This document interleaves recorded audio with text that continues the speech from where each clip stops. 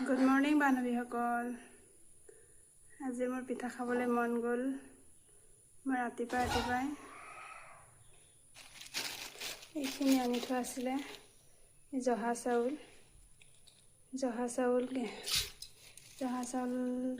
কেইটামান আৰু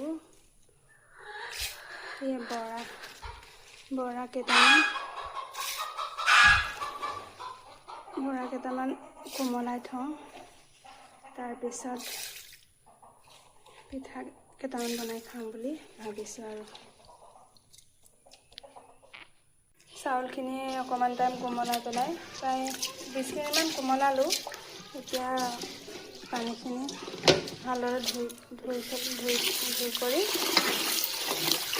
15-20 মিনিটমানৰ কাৰণে থৈ দিম। আৰু তাৰপিছত গ্ৰাইণ্ডাৰ মাৰি পিঠা বনাম। আপোনালোকে চাই থাকিব। এতিয়া চাকিটো জ্বলাই লৈ তাৰপিছত ৰাতিপুৱাৰ ব্ৰেকফাষ্ট বনাম। আৰু আপোনালোকে চবে ব্ৰেকফাষ্ট কৰিলে চাগে।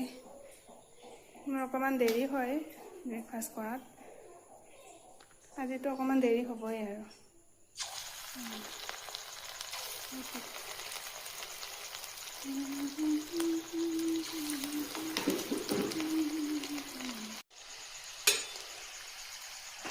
মই জানেনে বৰা চাউলৰ পিঠা খাই বহুত ভাল পাওঁ। আপোনালোকে বাৰু বৰা পিঠা খাই ভাল পায়নে?